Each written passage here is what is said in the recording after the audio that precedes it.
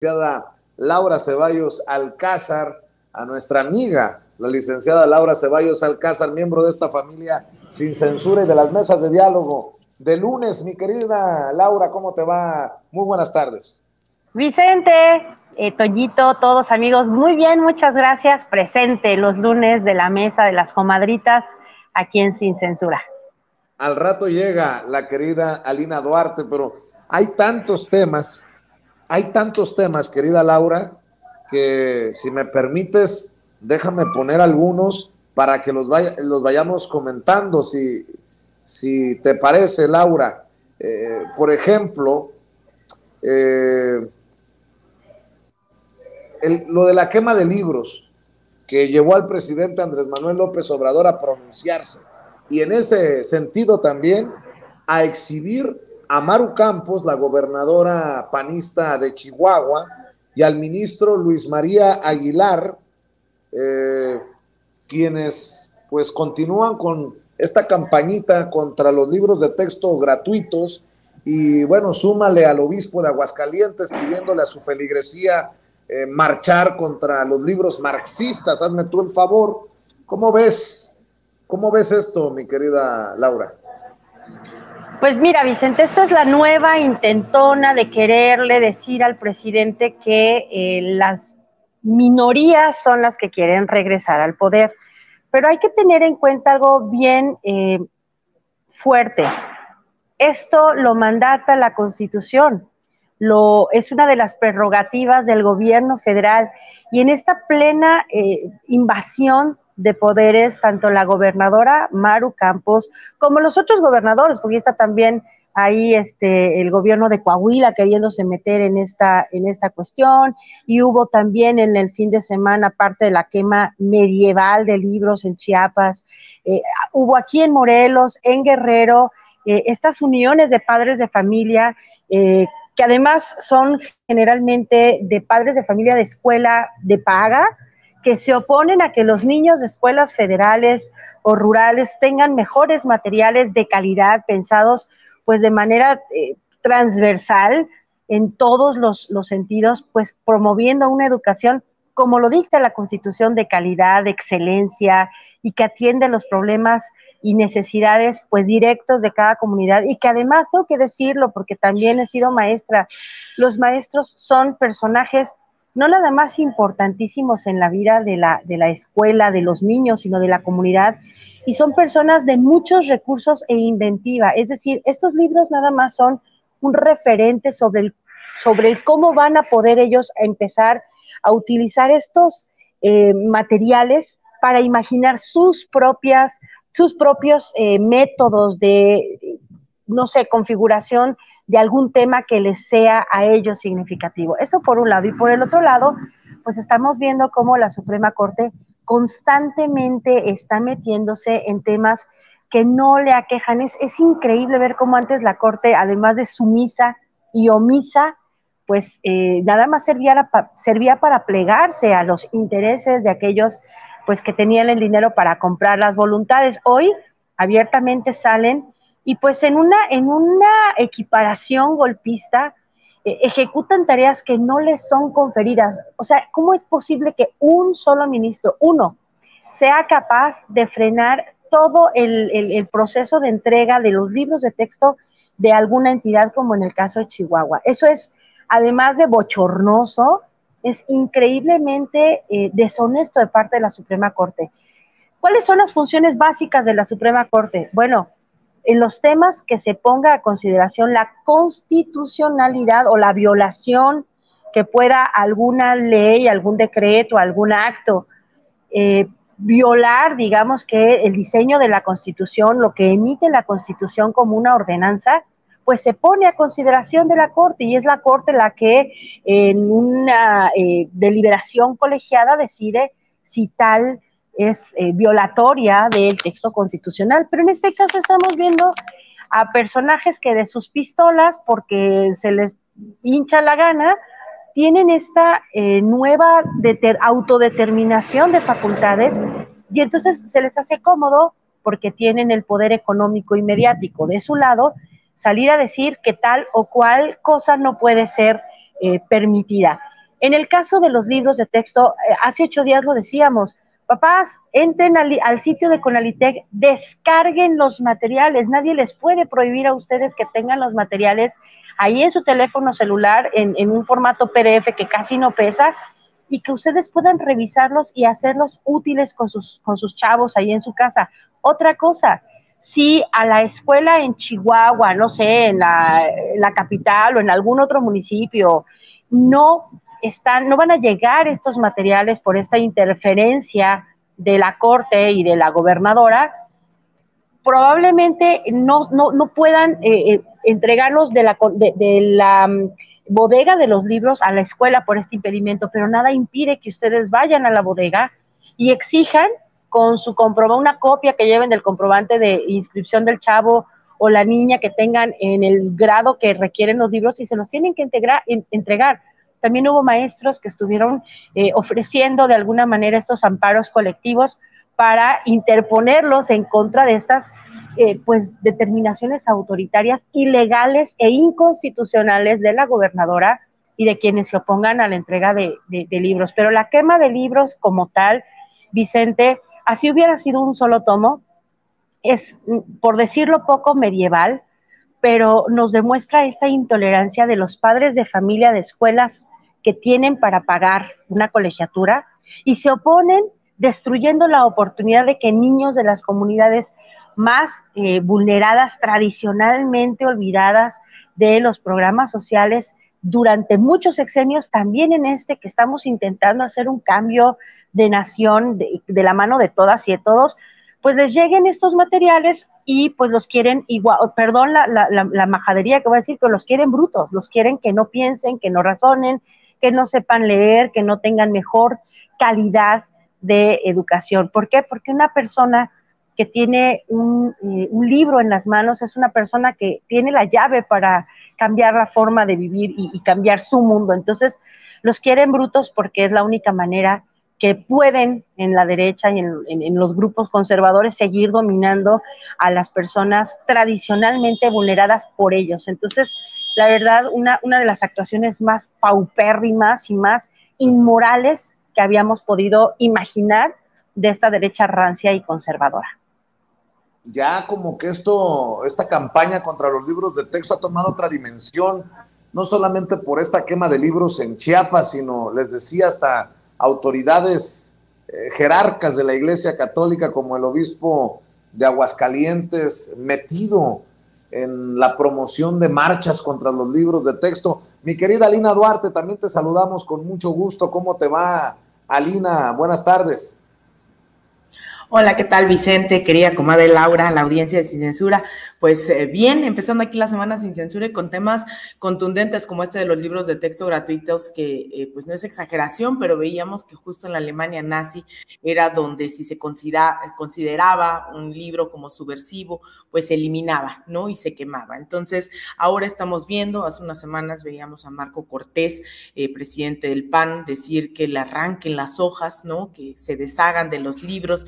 Xochitl Gálvez también pronunciándose, es decir, un montón de personas que históricamente no necesariamente estaban pensando en la educación, en las colectividades, y que ahora avanzan como si fuese esto la Santa Inquisición, como si fuese esto la Segunda Guerra Mundial, la lucha anticomunista, y en realidad estamos en uno de los países en donde se ha avanzado, y además eso sorprende, porque hace una semana se daba a conocer esta encuesta nacional de ingresos familiares aquí en México, y veíamos que todos han incrementado sus ingresos, salvo el decil más rico, que lo ha disminuido y que ha sido sustancialmente distinto, digamos, no es sustancialmente fuerte, ¿no? Esta variación del menos 2.2% en promedio. Lo cierto es que muchos de los empresarios también han visto beneficios durante esta transformación, se han visto también para bien, para mal, ¿no? De unos, de otros, pues los grandes acuerdos con estos sectores empresariales. El tema es que la ultraderecha nunca está de acuerdo con que se avance mínimamente en garantizar derechos políticos, económicos, sociales de la población. Ya hemos visto varias de las conferencias vespertinas que además habían logrado, creo yo, disminuir estos ataques en contra de los libros de texto. porque se da a conocer cómo es que se están llevando a cabo, cómo es que se logró llegar a estos libros. Y fíjate, Vicente, también el fin de semana, en el marco del Proyecto de Nación, se tuvo a Leticia Ramírez, ahí en el Instituto de Formación Política, junto con Luciano Concheiro, también parte de la SEP, hablando mucho de esto con la gente, hablando de estas campañas de desinformación, y la gente en su conjunto estaba pues emocionada de que el gobierno y la parte educativa diera cuenta de cómo se están haciendo las cosas, pero no bajar la guardia. Sobre todo la gente estaba pues no sorprendida, pero sí dispuesta, ¿no?, a dar esta batalla del sentido común por los libros de texto gratuito, que hemos visto poco a poco cómo es que se han ido haciendo, pero también lo que implica estos proyectos comunitarios, proyectos escolares, entender que somos partes de diferentes comunidades, que nuestras lógicas, digamos, económicas, culturales, ideológicas nos atraviesan,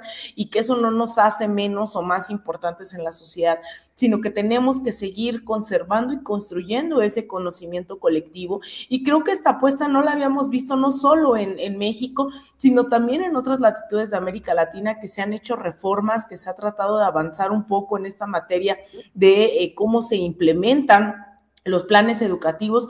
Pero yo, Vicente, no quiero emocionarme de más, pero el hecho de que hoy estemos viendo esto, porque al leerlos, ya andan circulando también en redes sociales y demás, los libros andan llegando, pues uno se emociona porque ve que retoma a grandes pedagogos, pedagogas, filósofos, filósofas, maestros, latinoamericanistas, y que ese ejemplo ya quisiéramos en nuestros más guajiros sueños, desde quienes creemos en ese otro mundo posible, haber tenido acceso a libros desde temprana edad. Entonces yo creo que nos toca ahora a muchos y muchos recursar, ¿no?, con estos nuevos libros de texto gratuitos, los saberes de la primaria. Y yo creo que estas generaciones serán muy afortunadas de tener estos textos.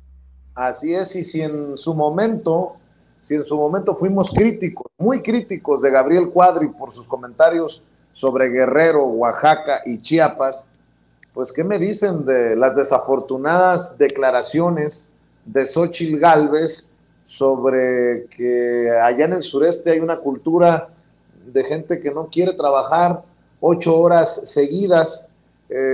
Y por más que ahora Xóchitl, muy molesta, evidentemente molesta, sale a responderle al presidente con un video diciendo que no tergiversemos sus declaraciones, no hay forma. Xóchitl Gálvez hizo válido aquello de que en la política el pez por la boca muere, mi querida Laura. Pues es más bien la versión 2.0 de aquello que justamente cuando fue la encargada de los asuntos de los pueblos indígenas dijo, estando ahí, ¿por qué les van a dar cultura si a ellos les gusta pues estar así, pobres, jodidos y tarados?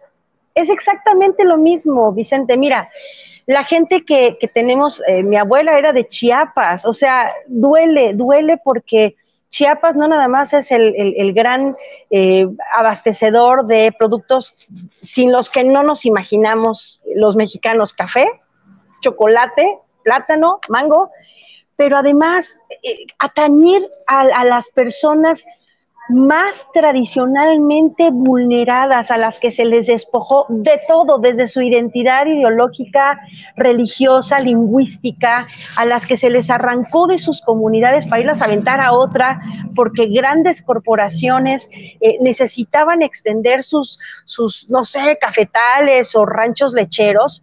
Ahora, encima de todo, se les tiene que decir, utilizando las mismas palabras soeces y bajas de la señora Xóchitl y de su compadre Fox, huevones. No, la gente del sur no somos huevones, y soy orgullosamente nacida en Chilangolandia, pero soy de Morelos, la familia de mi esposo es de Guerrero, y yo sí tengo que decir, y la de mi abuela de Chiapas, yo sí tengo que decir que la gente del sur no es huevona, y si no han tenido mejores reconocimientos de su labor, no es porque no tengan un buen desempeño en tanto trabajadores, es gente a la que se le ha desconocido todo. Ayer leí un hilo buenísimo del compañero Toledo en el Twitter, en donde explica cómo la famosa maquila a la que se opuso Xóchitl, pues no tuvo precisamente el apoyo porque la gente fuera huevona, no tuvo el apoyo porque nada más era un parapeto en donde además salió el famoso, o el infame más bien, Gober Precioso, y los negocios de Kamel Nacif a relucir, y eran jornadas extenuantes de entre 10 y 12 horas, no 8, 10 y 12 horas de jornada para un mundo de 2,000, 2,000, 3,000 personas, sobre todo mujeres, que iban a la maquila a ser explotadas. O sea, esto es una mentira monumental y vulgar, como son ellos, pero justamente siempre atendiendo a la idea de que en el sur la gente es pobre porque es bueno. No, en el sur la gente ha sido empobrecida porque se les ha arrancado absolutamente todo. Y las toneladas de productos alimenticios que ellos generan en un trabajo que empieza a veces a las 3, a las 4 de la mañana, y que claro, para una mujer que vive en la colonia, no sé, del Valle, y que se levanta a lo mejor a las 8, 9 de la mañana, cuando los campesinos terminaron su jornada a las 11 o a las 12, a ella le parece que son huevones. El hecho es que no reconoce que es gente que se levanta mucho antes de que empiece el alba. ¿Por qué? Pues porque la gente del campo sabe que hay que salir a, no sé, deshiervar, alimentar a los animales, regar, hacer todas las actividades en la madrugada prácticamente. Entonces, mira, es una ofensa que vengan con estas vulgaridades, pero ¿sabes qué es la parte más ofensiva? Que después ellos son los que van y le piden el voto a esas comunidades a las que han insultado sistemática y tradicionalmente con estas tiznaderas. O sea, ¿cómo le dices? A ver, a los chiapanecos no los tomen en cuenta en un plan de desarrollo de estos que están generando, en donde, como decíamos en la cápsula del jueves, ¿no? O sea, solo falta que Calderón sea el encargado de los asuntos de, no sé, de salud, y Fox, de los programas del bienestar. Pero ellos van a ir a decirle a la gente: ustedes han sido huevones, sí, pero voten por nosotros porque nosotros los vamos a seguir maiciando como si fueran ganado, porque creemos que ustedes, como dice Cuadri, no deberían de existir en el plano, ni menos en un plan de desarrollo. Entonces, mira, Vicente, decía alguien en el Twitter, no le quiten el Twitter ni a Xóchitl ni a Fox, porque solitos están haciendo el trabajo que pues demuestra la absurda existencia que tienen estos partidos coaligados. Y hoy lo dijo el presidente, están haciendo un trabajo magnífico, dando a conocer quiénes en realidad son, no lo que pretenden ser, sino lo que son. Así que a mí me da mucha vergüenza con las personas de Chiapas, de Oaxaca, de Guerrero, de Morelos, de Puebla, la gente olvidada de los programas sociales por más de medio siglo, y que encima de todo se les tilde de huevones. Una disculpa, por supuesto, para ellos no sería justa. Yo creo que son muchas las disculpas que tendría que pues escuchar, pero me parece que ahora sí no van a poder ni retractarse, por más que se indignen y por más que salgan a decir, es que el presidente me ataca ya dijo el tribunal que no hay violencia política en razón de género. Por tanto, el presidente, al exhibir el clasismo, el racismo, este odio continuo y continuado en contra de la gente más pobre, ahí está, la aporofobia es lo peor que nos puede pasar en México. Y como dice el presidente, por el bien de todos, primero los pobres, y por eso la dignidad de las personas de los pueblos siempre más desfavorecidos es lo que debemos de poner en el centro del trabajo de una nación que camina de la mano con todas y con todos. Estoy seguro que cuando empezó a recibir las críticas ni se enteraba, ni se daba cuenta, ni entendía por qué la crítica luego de sus declaraciones, mi querida Lina, pero pues con esos personajes quiere caminar la oposición. Bueno, pues hay que exhibirlos tal y cual como son.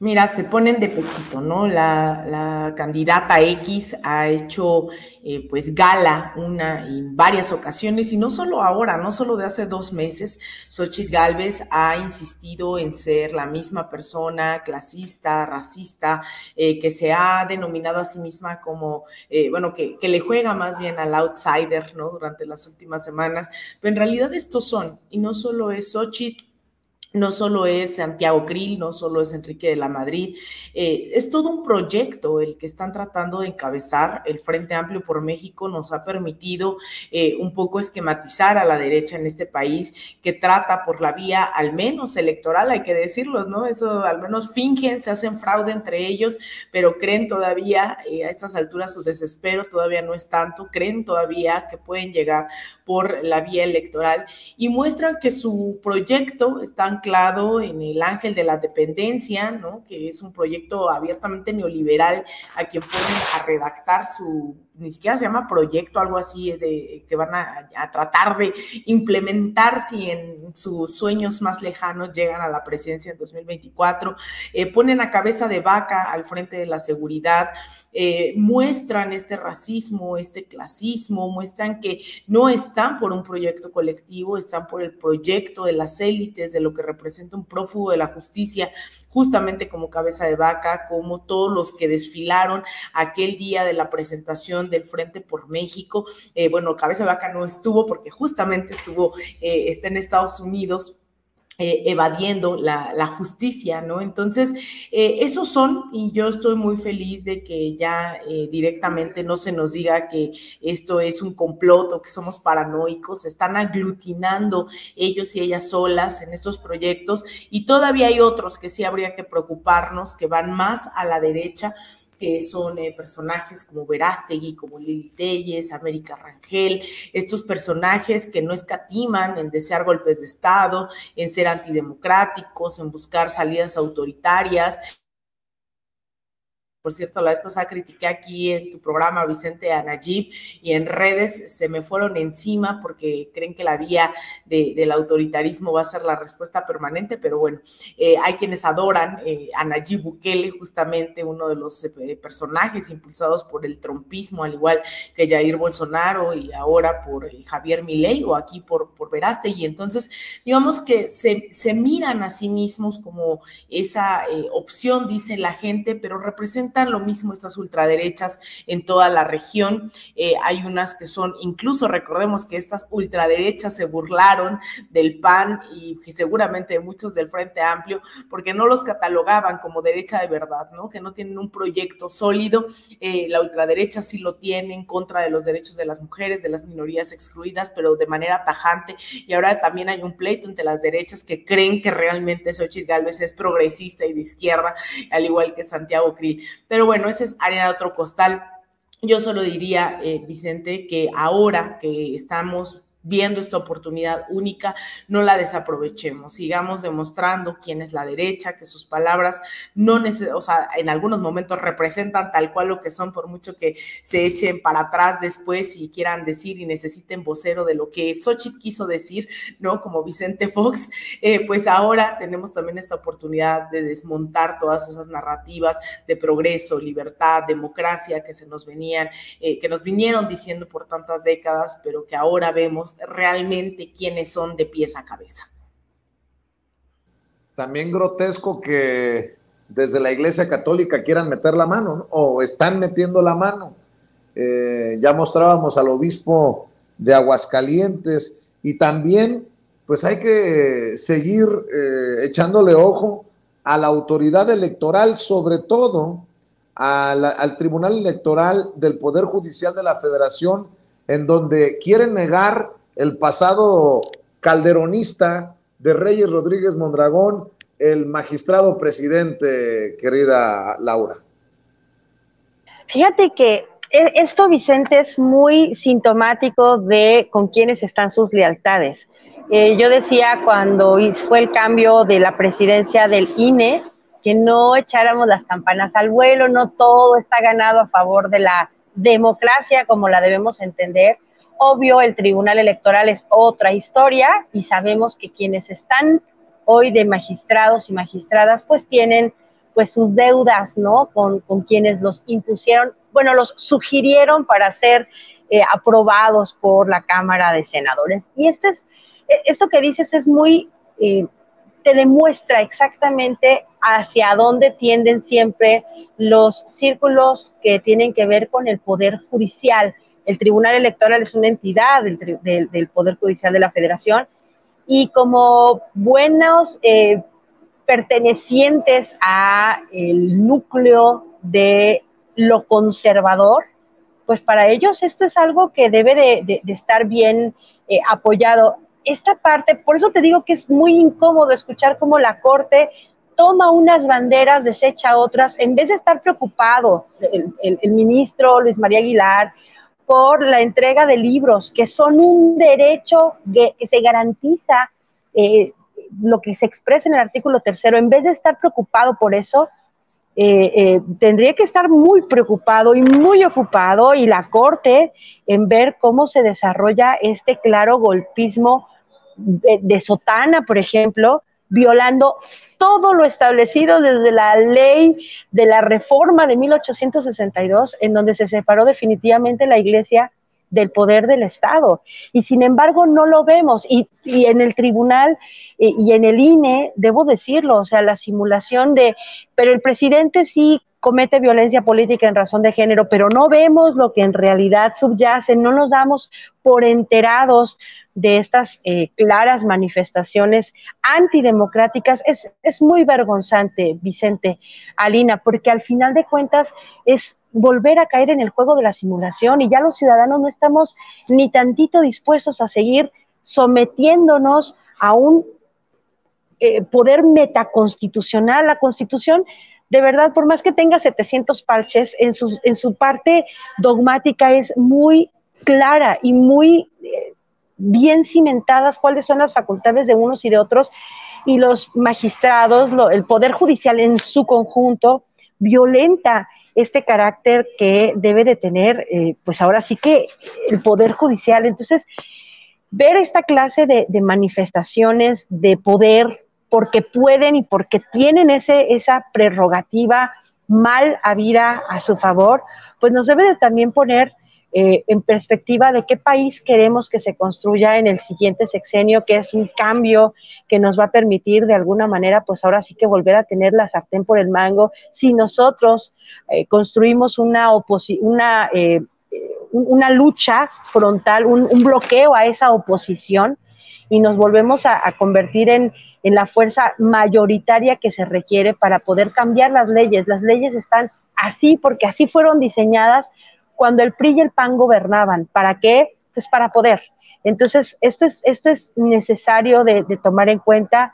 Creo que ahora sí se topan con pared en cuanto a lo que pueden seguir engañando a la población, y pues es nuestra misión seguir transformando abajo, es decir, en la parte de la ciudadanía, en formar e informar de lo que se trata, porque al fin somos nosotros los que estamos teniendo pues el resultado bueno o malo de un pésimo sistema judicial, y que pues interfiere directamente con todo lo que hemos querido que sea transformable. Entonces, pues yo creo que esa es son las últimas, espero yo, amigos, por favor, entiendan esta parte, es nuestra misión hacer que esto sea posible, que estas sean las últimas manifestaciones de un poder avasallante que utiliza el parapeto del Tribunal Electoral o del Poder Judicial y la Corte o del Instituto Electoral para vulnerar el derecho de la democracia y el derecho de las mayorías. Pero bueno, pues ahí tenemos a la Corte aplaudiéndole, ¿verdad?, a un ministro de la fe que se inmiscuya en tareas puramente del Estado. Así es. Mi querida Alina, estoy viendo que de hecho desde el Tribunal Electoral del Poder Judicial de la Federación están muy al pendiente de lo que dicen medios independientes. En el caso de Contralínea, con quien tenemos una alianza con las mesas de investigación Contralínea Sin Censura TV, me llama la atención que en el tribunal aseguren que el magistrado presidente Reyes Rodríguez Mondragón no fue cercano colaborador de Calderón. De hecho, le enviaron una carta dirigida a Miguel Vadillo, director de la revista Contralínea, y Nancy Flores, reportera que firma la nota, y señalan: es falso que el magistrado presidente Reyes Rodríguez haya sido coordinador de asesores, asesor o cercano colaborador del entonces presidente Felipe Calderón. Es falso también que el magistrado presidente haya sido colaborador directo del entonces secretario de Gobernación, Fernando Gómez Montt. Y bueno, importante también decir que la reportera, la corresponsal Nancy Flores, les responde que sí fue un cercano colaborador de Felipe Calderón y que está su propio currículum para evaluarlo y para así entenderlo. El abogado fue coordinador de asesores de la Secretaría Particular de la Presidencia de la República de mayo a diciembre de 2011. Del 8 de enero de 2011 al 30 de noviembre de 2012, esa Secretaría Particular estuvo encabezada por el panista Roberto Gil Suart, actor político hoy en día. Y bueno, lo menciono porque también como se les está cayendo su teatrito, buscan cuidarse la cola entre ellos, protegerse y bueno, evitar ser exhibidos, aunque lo veo cada vez más difícil con las plataformas que tenemos desde la trinchera independiente. Alina, tus comentarios, tus opiniones para cerrar la mesa. Mira, Vicente, esto que dices es muy importante porque son cosas que uno no se está inventando en que cualquier otro momento pasarían por alto o simplemente habría una campaña de deslegitimación de los propios periodistas, como pasó durante el sexenio calderonista, como en el sexenio de Peña Nieto. La arremetida no venía en contra de los propios personajes siniestros, ¿no?, que estaban ahí, sino en contra de los periodistas. Y ahora pasa que son estas instituciones que son cómplices, ¿no?, que además por sus acciones se revelan además estas alianzas, no es como que son democráticas y nosotros nos estamos inventando. Entonces, esto que señala Nancy Flores es fundamental, ahí están los datos, ahí está el nombre, y el Tribunal Supremo Electoral a mí me llamaba la atención porque también Enrique Galván Ochoa en su columna en La Jornada del día de hoy publicaba también justamente el enemigo al acecho, que era este mismo personaje del tribunal esperando como para invalidar tanto el proceso interno de Morena, como incluso eventualmente yo creo que la tirada no es solamente apostarle a la vida interna de Morena, como no solo algunos candidatos creo que también le están apostando a dinamitar el proceso, sino también desde el Tribunal Electoral ya el proceso de cara al 24, porque es una realidad que hoy en día no hay posibilidad alguna para que la derecha llegue ni siquiera derrapando mínimamente cercano al candidato o candidata de Morena en el 2024, y las apuestas tienen que ser otros, no van a bajar la guardia y se van a cruzar de brazos y van a decir, bueno, ya no ganamos, ya nos vamos a nuestra casa, ¿no? La derecha opera sistemáticamente y hace uso de todas las herramientas que están a su alcance, y esas herramientas pasan por el Tribunal Supremo Electoral, por el Poder Judicial de la Federación, por los medios de comunicación, y tienes un día la campaña en contra de los libros de texto gratuito, al otro campañas orquestadas desde el INE, desde los tribunales electorales, y al otro, bueno, puede pasar cualquier cosa. Por eso creo que es tan importante que todos los días estemos viendo paso a paso lo que están haciendo. No solamente son declaraciones desafortunadas para ser benévola con Xochitl y con sus amigos y compadres y demás, sino son campañas que tiran a donde puedan, ¿no? No solo son pequeños pronunciamientos, son acciones legales que han estado utilizando desde el año claramente 2004, que es incluso uno de los antecedentes explícitos dentro de la región en donde se empieza a operar esto que hoy se conoce incluso como lawfare, esta guerra jurídica y mediática que busca deslegitimar, que busca acabar con personajes, sobre todo de la izquierda progresista, a través de los medios de comunicación y del Poder Judicial para inhabilitarlos, y México fue uno de esos primeros ejemplos. Después vino Lula da Silva, Rafael Correa, que también, Vicente, estamos de fiesta en América Latina, justamente la izquierda llega en Guatemala, el correísmo avanza ganando la mayoría en el Congreso unicameral, y el correísmo, después de todo este asedio, también logra regresar, y de cara a las elecciones del próximo 22 de octubre parece que van a volver. Entonces, imagínense, el correísmo, también esa es una lección para México, dejó esta lección de que pues hay que poner mucha atención en la sucesión presidencial, si no salen traidores que arremetieron en contra del propio Rafael Correa. La derecha estuvo tremenda justamente a través de sus tribunales tribunales electorales, a través de su poder judicial. Lo mismo en Guatemala con Bernardo Arévalo, que veíamos hace unos momentos en pantalla, del movimiento Semilla, un movimiento que nació de las protestas en contra del expresidente Otto Pérez Molina en el año 2015, y que ahora ese movimiento, después de también una lucha judicial hace unas semanas, después de la primera vuelta, que no se esperaba siquiera que estuviera en los primeros lugares para pasar a la segunda, también intentaron proscribir al movimiento diciendo que su registro había sido falso, que había firmas falsas.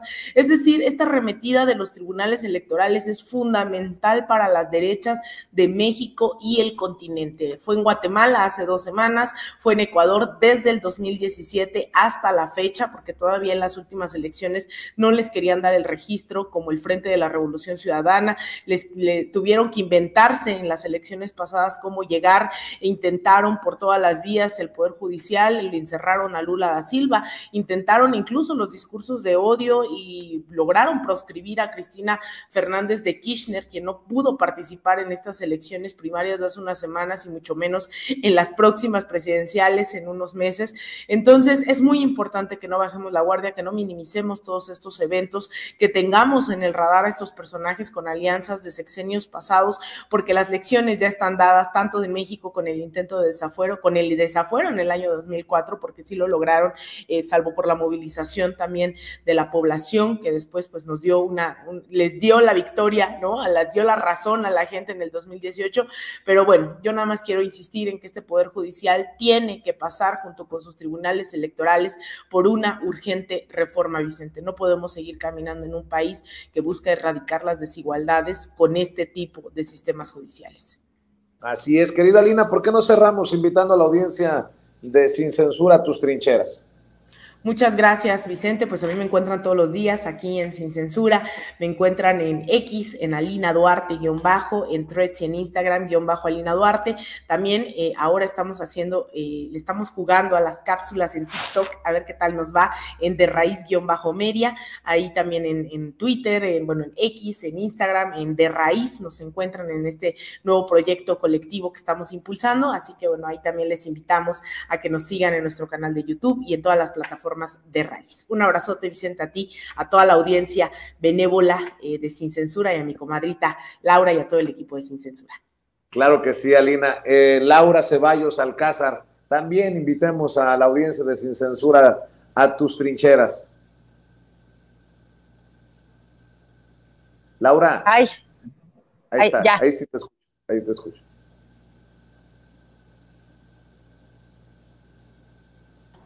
Ya, es que nos estábamos peleando, Ceci y yo, quién le ponía y quién le quitaba. Pues yo también estoy ahí en el X, qué raro se oye decir, estoy en el X como @CeballosLaura, en Facebook, en Instagram, como Laura Ceballos Alcázar, en YouTube también. Y bueno, pues esta semana que he estado ausente de redes porque estamos haciendo aquí nuestras juntas de formación política, pues la verdad es que hemos estado un poquito alejados, pero bueno, ya nos vamos a poner al corriente en estos días. Y pues muchísimas gracias, un saludo enorme a toda la gente de Sin Censura y obviamente pues a ti, Vicente, a Toñito, a Ceci, a don David y a todos los que hacen posible que esta señal sea extensiva, extensible. Y pues hoy dijo el presidente que los medios no iban a hablar de lo que sucedió con la señora X. No, los medios tradicionales no. Estos, perdón mi francés, estos medios chingones que sí le llegan a la gente al corazón, son los que verdaderamente llevan la noticia y los cambios, y por eso pues muy, muy agradecida a continuar siempre aquí en estas mesas Sin Censura. Gracias, querida Laura, querida Alina, pasen excelente tarde, descansen, buenas tardes.